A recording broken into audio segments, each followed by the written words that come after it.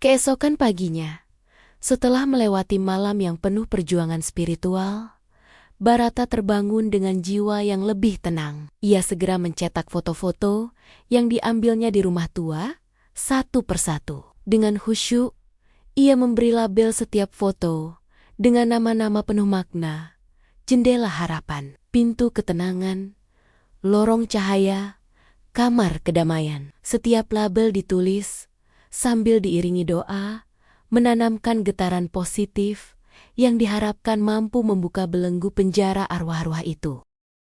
Malam harinya, Barata dan Pak Kiai kembali ke rumah kuno yang kini terasa berbeda. Kedatangan mereka pun kali ini diiringi oleh murid-murid Pak Kiai yang menyertai untuk melaksanakan pembacaan Quran di lokasi secara bersama-sama. Diharapkan kegiatan ini akan meringankan upaya pembebasan arwah yang dilakukan oleh Pak Kiai dan Barata.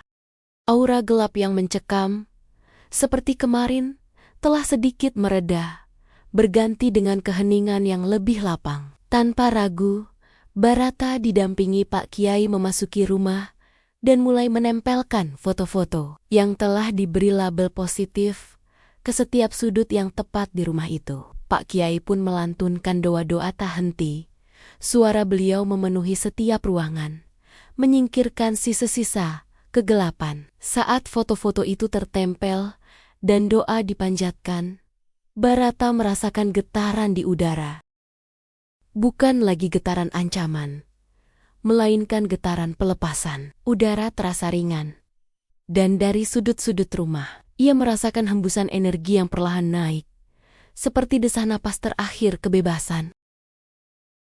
Di kamar tempat Barata pertama kali bertemu Utari, ia menempelkan foto dengan label hati yang berlabuh. Saat itu juga, sosok Utari menampakkan diri, lebih jelas dari sebelumnya, namun kini memancarkan cahaya lembut yang menenangkan. Wajahnya tidak lagi penuh kesedihan, melainkan senyuman tulus yang penuh rasa syukur. Di belakangnya, samar-samar terlihat puluhan bayangan wanita lain. Semuanya memancarkan cahaya serupa, mengangguk hormat ke arah Barata dan Pak Kiai. "Terima kasih Barata.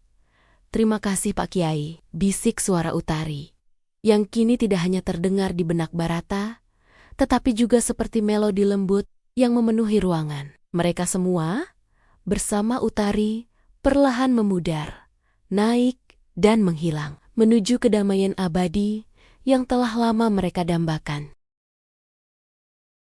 Hati Barata terasa campur aduk. Ada rasa pilu yang mendalam karena perpisahan.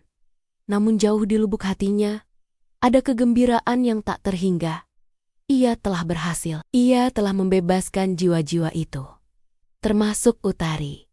Rumah itu kini terasa kosong. Namun bukan kosong yang menyeramkan, melainkan kosong yang suci, yang damai. Misi mereka telah selesai. Barata dan Pak Kiai keluar dari rumah itu, meninggalkan pintu yang terbuka sebagai simbol kebebasan yang kini meliputi tempat tersebut. Mereka pulang dengan hati yang lapang, menyadari bahwa mereka telah menjadi bagian dari sesuatu yang jauh lebih besar dari diri mereka sendiri. Tahun berlalu, Barata tidak lagi sekadar seorang fotografer, ia telah menjadi penjaga cahaya. Seorang seniman yang karyanya dipuji karena kedalaman dan jiwa yang terpancar. Ia sering membagikan kisahnya tentang energi di balik gambar dan kekuatan niat tulus. Meskipun detail tentang Utari dan arwah lain hanya ia ceritakan kepada orang-orang terdekat yang memahami kepekaan spiritualnya. Rumah tua itu tetap berdiri, namun kini dikenal sebagai rumah damai, sebuah tempat yang menarik orang karena aura ketenangannya.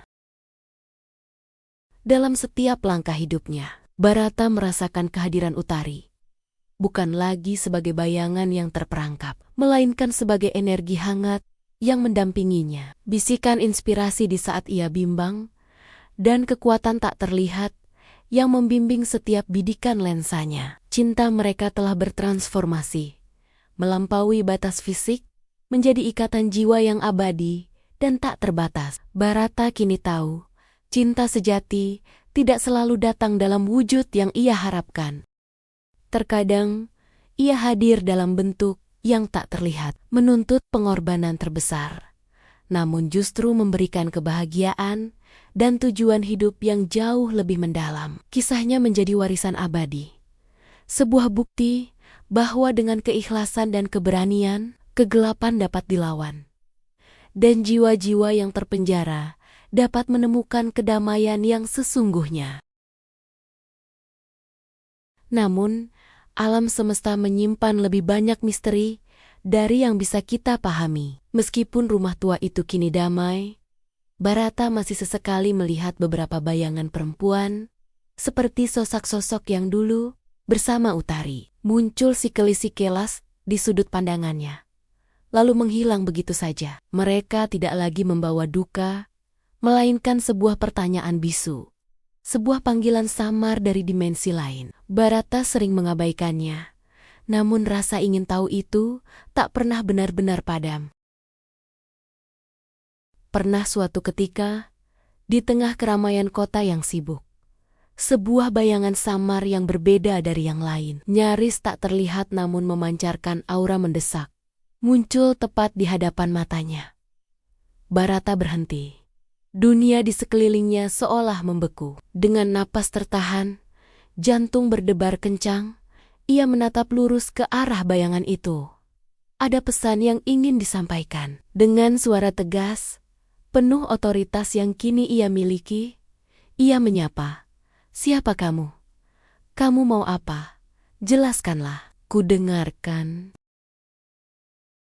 Dan di sanalah, di ambang batas antara yang terlihat dan tak terlihat, antara dunia kita dan dimensi lain, kisah Barata, sang fotografer dengan lensa yang melihat lebih dari sekadar rupa, seolah baru saja dimulai kembali. Sebuah babak baru yang lebih gelap dan penuh teka-teki kini menantinya.